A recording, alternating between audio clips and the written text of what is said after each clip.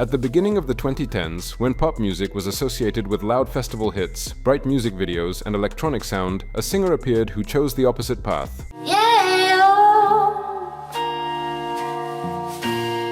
Her voice was slow, drawn out, as if from another time. Her music sounded more like soundtracks to old movies than dance hits. Already guessed who we are talking about? Probably there is not a single person who has never heard the name Lana Del Rey. She quickly received the nickname Goddess of Melancholy and Icon of Sadness. Listeners saw her not as just another pop star, but as a woman who seemed to have stepped off the screens of films from the 60s, and this became the reason why Lana was able to gain popularity. She wasn't like everyone else. Her music was a lifeline for millions of people. People learned how to be sad beautifully. From her very first music videos, it became clear that Lana Del Rey played by her own rules. She created her own universe with retro images, old cars, glossy lips, and constant longing in her eyes. But there is no popularity without scandals. Surprisingly, the girl who practically never appeared in interviews, didn't share her life publicly, and overall was one of the calmest media figures, became the center of yet another cancellation. Today we will tell in detail why Lana is called the cancelled goddess, how she went from failures to worldwide recognition, and why despite all the scandals, she continues to be loved by millions. Sit back comfortably and let's begin. But before we start, a quick announcement. Our project team is looking for content creators. If you keep up with the news and know your way around the rap industry in the United States, and if you can write engagingly, get in touch with us via the email listed in the video description. We'd love to have you join our team. Payment details will be discussed privately.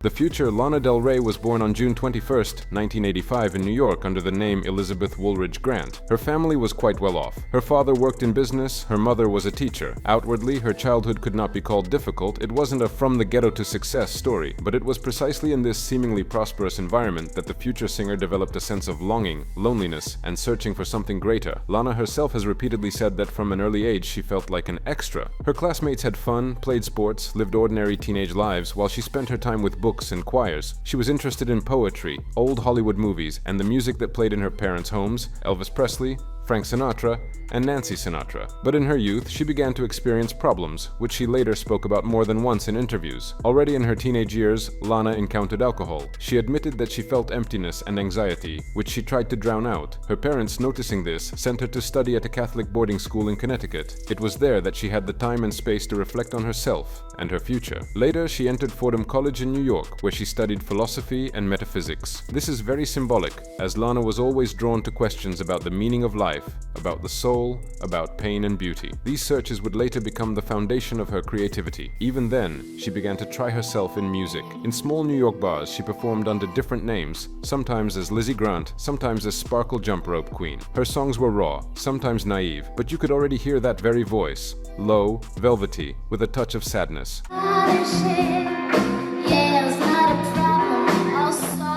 But most importantly, in her youth she formed her main themes: longing, the search for oneself, love as tragedy. All of this began not with her albums, but in those years when a young girl named Elizabeth Grant was trying to find her place in a world that seemed foreign to her. It was precisely this early vulnerability that made Lana special. She did not come to music for fame, she came there to survive. The story of Lana Del Rey is not the story of a star who woke up famous. On the contrary, her path was long and full of failures before true success arrived. When Elizabeth Grant decided to take music seriously, she realized that the name Lizzie did not sound the way she wanted. She tried out different pseudonyms, from bright and strange to simple and memorable. One of her first stage names was Sparkle Jump Rope Queen. This was more of an ironic experiment than a real attempt to conquer the world. Later, she began performing as Lizzie Grant. Under this name, she recorded several early songs that today can only be found on old YouTube recordings and fan forums. In these compositions, you could already hear her characteristic low voice, but the sound was closer to folk or even country. Like my music and you like the way I walk. A little later in 2007, Lana created her own band called The Rich Whores. The band lasted for 2 years and changed members several times, but never managed to gather the right audience.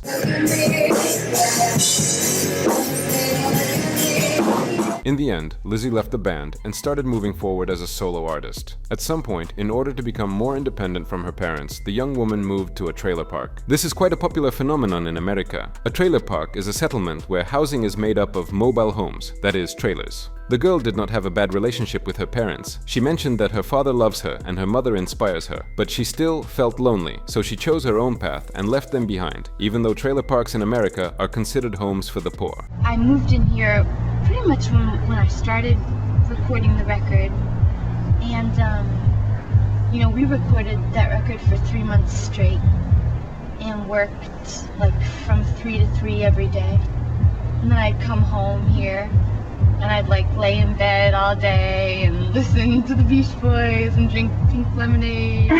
In this interview, you can see how sincere Lana is in her music. She doesn't pretend. It's not an image, it is literally her life. And that is exactly why her songs strike so deeply, because we are living someone's life through melodies. In 2010, Lana, under the name Lana Del Rey, and Lizzie Grant released her first full-fledged album. The release went almost unnoticed. The label was small, there was no promotion, and the album itself was too raw. It was quickly removed from sale and it sank into oblivion. Today, this record is considered a rarity, and fans search for its recordings in archives. Lana herself later admitted, "I always knew I wanted to make music, but in the beginning, I didn't have the right sound or image. Everything seemed wrong. Many artists quit their careers after such a failure. But Lana decided to move forward. She began working on herself and on her image. It was during this period that the idea of a new name was born, Lana Del Rey. It sounded cinematic, evoked old Hollywood and Latin America. There was something mysterious, romantic and tragic about it. At the same time, she spent a lot of time in New York, recording demos, shooting amateur videos and posting them on the internet. Diamonds on my wrist, whiskey on my tongue.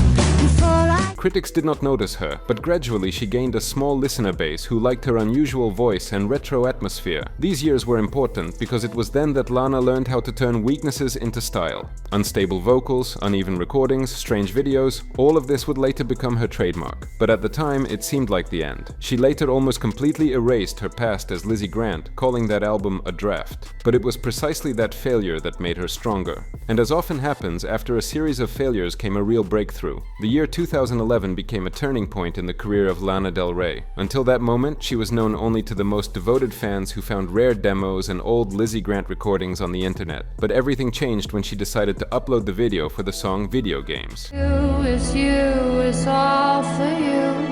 Everything. The video was simple and at first glance even unprofessional. It was a montage of vintage footage, home videos and fragments of old films. But it was this very simplicity that made it special. Against the backdrop of glossy pop videos with million-dollar budgets, Lana's clip looked like something real and personal. The song blew up the internet. People heard an unusual low voice that didn't sound like that of typical pop stars. She sang slowly, drawn out, as if every word weighed a ton. The lyrics were both simple and piercing, longing for unfulfilled love, dreams, romance with more pain than happiness. Many critics at first did not understand the phenomenon, but listeners felt it. This was something new. In an era of optimistic hits and dance tracks, suddenly there appeared an artist who wasn't afraid to sing about longing and unhappy love. Following the success of Video Games, Lana released her second album, Born to Die, and this was a true explosion. The album combined orchestral arrangements, hip-hop beats, and atmospheric retro vocals. It was a unique sound that could not be confused with anyone else. Songs like Born to Die, Summertime Sadness, and Blue Jeans became anthems of a generation. The effect of Summertime Sadness was especially strong. Later, a remix turned the track into a club hit, but originally the song sounded like a morning anthem for summer, love, and youth. This paradox, dancing to a song about sadness, perfectly describes the phenomenon of Lana.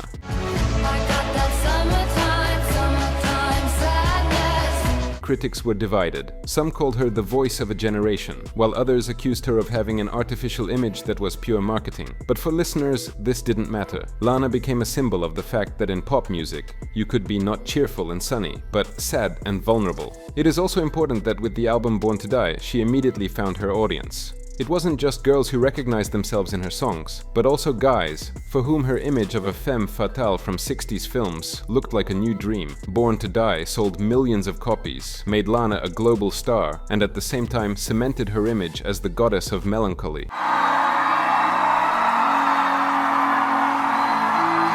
But along with recognition came the flip side. From that moment on, Lana found herself at the center of attention, and therefore under the scrutiny of criticism and scandals. The key turning point in Lana's story was not an album, not a hit, and not even a live flop on television. The turning point was the constant transformation of the singer into an object of discussion, sometimes for fans, sometimes for critics, as a result of which she became the culprit of cultural offenses. It was precisely around this tension that the concept of cancellation revolved, when an artist's image and words immediately fall under the microscope, and someone's phrase turns into a marker of guilt. The first blow to Lana's image came very early, when the internet learned that before Lana, there was Lizzie Grant, and that her story of rebirth didn't look exactly like a pure biography, but like a carefully constructed image. Critics began to write, "She made up a name, an image, a legend. This is product placement, not sincerity." Articles like "The strange story of the star who rewrote her past" subtly fueled the theory.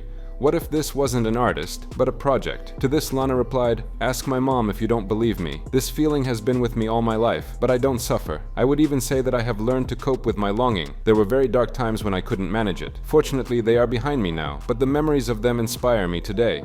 On top of that, numerous conspiracy theories appeared. This is a PR trick. Dad paid. The label staged the flop of the first album in order to later make a loud rebranding. Some of these guesses were absurd, but the very fact of their appearance showed something important. The audience began to suspect that Lana was an image, and as soon as society learns to doubt, constant checks of an artist's authenticity begin. Another vivid episode that was used for criticism was her performance in January 2012 on Saturday Night Live. It was remembered like this: Lana was nervous, quiet, shy, and the internet did not forgive this. Swinging in the old bars, singing with the old stars, living. Memes, harsh reviews, and hashtags followed immediately after the performance appeared online. Lana's mistakes became proof for haters of the thesis of a fake star. The public interpreted her weak TV performance as evidence of hypocrisy and inability to sing live. A new study shows that tree frogs can live with a... Hey, what is that noise? What's that? Oh, look! It's Lana Del Rey. It is important to understand that SNL did not cancel Lana, but this moment cemented for many the image of an easy target. And since then, any of her missteps became media material for joyful exposés and expert breakdowns. Lana later said that it was a nervous, unprepared appearance, but in the setting of social media arguments don't work much. Clips and memes last longer in memory. One of the most frequently repeated accusations was the fact that Lana romanticizes abuse and elevates the image of unhealthy relationships to the absolute, showing that it is beautiful and cinematic. An example is the Blue Jeans cover, visuals and lyrics where the heroine looks submissive and glorifies destructive bonds. All of this became a reason for articles and essays claiming that her work normalizes harmful relationship patterns. "He hit me, and it felt like a kiss." This is a direct line from Lana's track. In May 2020, Lana publicly responded to these accusations with a long post on social media, signing it as "Question for the Culture." Lana expressed outrage at why she was being unfairly criticized, comparing her lyrics about tragic relationships to how other stars sing about sex and cheating without equivalent backlash. Doja Cat, Ariana Grande, Camila Cabello, Nicki Minaj were the first names mentioned in Lana's post. "I'm tired of being accused of romanticizing abuse while other singers sing about sex and infidelity without the same hysteria," the performer wrote in her post. This post caused an explosion from support to harsh criticism. Many saw it not as a defense of art, but as an attempt to redirect criticism into accusations against other performers, including women of different races. Social commentators pointed out that Lana, as a white artist, received the privilege of expressing vulnerability, while black female performers were criticized and not granted the same leeway. This accusation of white feminism hit Lana's reputation hardest because it was no longer just an artistic debate but became political. In her post, she admitted that she sang about her relationships where she took a passive role, submitted. Many ignored her words that she just wanted to express her emotions, feelings, and experiences about abusive relationships she had. But everyone noticed how Lana Del Rey listed only women of different skin tones, for which she was immediately accused of racism. Another slippery point in Lana's career is her statements about feminism. In an interview for The Fader, Lana said a phrase that went all over the internet. "For me, feminism is just not interesting. I'm more concerned with things like SpaceX and Tesla, whether we'll be able to make intergalactic flights in the future. And when people start talking about feminism, I respond that I'm not particularly interested in it," and added that her idea of feminism is a woman who is allowed to do whatever she wants. One phrase was enough to spark a wave of reactions. Some considered her apolitical, others simply stupid. Frances Bean Cobain, the daughter of Kurt Cobain, once wrote on Twitter, "Romanticizing death and destruction is not beautiful. Young girls are listening to this, and they deserve better." This quote went viral. The singer says that once at a concert, a book on feminism was thrown thrown at her. Lana herself stated that she regrets the line, "He hit me, and it felt like a kiss," from the song Ultraviolence, because it causes a sea of outrage. At live concerts, this line is typically skipped by Lana. The girl was judged not only for her songs, but also for her appearance. At first, she was suspected of being excessively thin in order to fit beauty standards and her created image. But after a couple of years, the media was flooded with headlines like, "From red-haired nymph to sloppy fat girl." Before the pandemic, she was a committed vegetarian, but during the pandemic, the singer returned to eating meat, for which she was then condemned by the vegan community. The fact that she started rapidly gaining weight is explained by her breakup in 2021 with Clayton Johnson. After breaking up with the man she had been engaged to, she coped with stress by eating, and considering the singer's unstable emotional state, food often turned out to be her only comfort. But there is also a reverse effect to Lana's cancellation. Scandal makes her image more iconic, the suffering goddess and the misunderstood woman. Some fans interpret criticism as proof of her authenticity, since true artists have always faced misunderstanding. Therefore, cancellation sometimes strengthens the cult around an artist, generating defensive communities, memes, and fan studies. Each new wave of criticism only made fans more eager to defend the singer. Under hashtags on Twitter and Tumblr, thousands of posts appeared where fans explained, "You don't get it, she's special." Lana's fandom is not just listeners, it's a community that sees her songs as a reflection of their own pain. For them, Lana is not an idol, but the voice of their inner longing. And this is what made her practically untouchable. No matter how many times she was cancelled, the army of fans would still stay with her. And of course, it's important to understand just how much of an iconic figure Lana is in the music industry. She inspired thousands of artists, many of whom are now just as popular as their muse. Billie Eilish openly said that Lana Del Rey had a colossal influence on her. "When I heard Born to Die, I realized that pop music could be different. Lana proved that you can be quiet, strange, and still be a global star," Billie Eilish said in an interview. The similarity between the two artists is indeed obvious. Slow vocals, more like whispering than singing, drawn-out melodies, an aesthetic of vulnerability and dark beauty.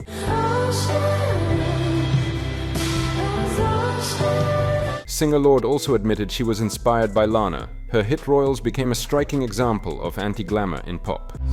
We crave a different kind of buzz. Let me be your ruler. Lana showed us that you can sing not about parties, but about longing, and it will work, Lorde said in an interview. After Lana's success, many female artists appeared in the industry who critics called new Lanas. Among them, Banks, Halsey, Florence Welch, and others. All of them used the elements Lana introduced: slowed down rhythms, cinematic aesthetics of music videos, lyrics about longing, pain, and vulnerability.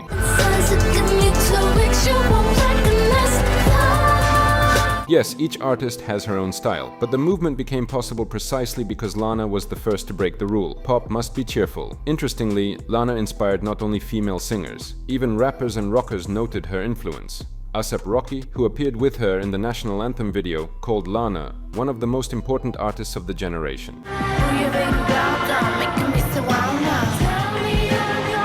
"She made sadness sexy. That's something no one could do before," said Rocky. "Without Lana, we wouldn't have the soundtrack of melancholy in the mainstream. She opened the door for artists who didn't want to scream, they wanted to whisper. They didn't want to entertain, they wanted to be sad together with the listener." Lana Del Rey didn't just influence music, she created a new language of pop culture, spoken today by dozens of artists around the world. Lana Del Rey is a rare example of an artist who not only didn't burn out after the first scandals, but managed to become even more influential in her mature years. If her early works were about searching for an image and showcasing the cinematic aesthetic of longing, then her latest albums are an honest diary of a grown woman, tired of others' judgments, but still ready to tell stories. Did you know that There's a Tunnel Under Ocean Blood is her most recent album to date, her most experimental and personal? Here, Lana turns to the themes of family, loss, religion, and her own vulnerability. The song A and W became especially discussed. It begins as an acoustic ballad and ends with an experimental electronic beat. Get me high, love me if you love enough, you can be my life.